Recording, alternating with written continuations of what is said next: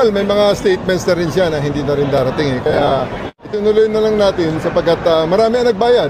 Marami ang nagbayad. Nakalikom tayo ng mga 350,000 na raw sa gates eh. So, we have to show up and give the people what they expect. So, expected din naman siguro ng mga tao na hindi rin siya darating. So, nagpakita na rin lang ako. Sir, sa statement po niya na Tuesday or Wednesday, wag lang Sunday.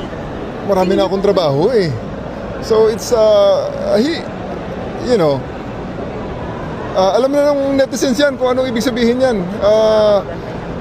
Medyo, hindi na, kaya natin tinuloy din to, no, na ngayon. Hindi na Martes, Huwebes, kung ano man ang sinasabi. Because, well, unang-una, ang mga tulong ay dapat na nating mailabas sa ating mga kababayan.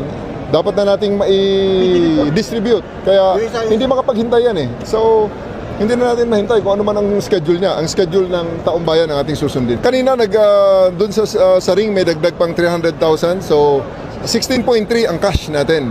16.3 million ang cash natin. Tapos, meron tayong bigas, delata. Ang delata natin, mga 2 truck eh. May isang kumpanya na, maraming kumpanya ang nag-donate at may isang kumpanya na isang truck talaga na isang wing van ang pinadala ng mga delata. So, didistribute na natin yan. Nakita nyo naman siguro nandyan, naka-display naman ang ibang mga Sir, may mga lugar na po ba kayong napili na tutulungan? Ibinigay na namin sa DSWD, sa National Red Cross at Quezon City Red Cross.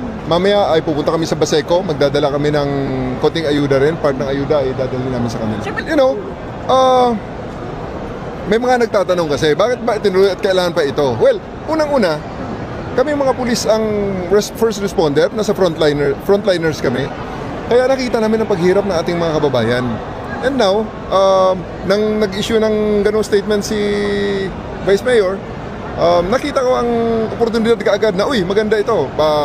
We can raise funds outside of the government resources. Kasi ang government resources naman, nandiyan naman, pero mas maganda na rin siguro na tayong mga nasa private sector, ang mga iba pang mga tao na outside dun sa mga fund generating agencies ng gobyerno ay makapag-generate din ng sariling pondo pantulong sa ating mga kababayan.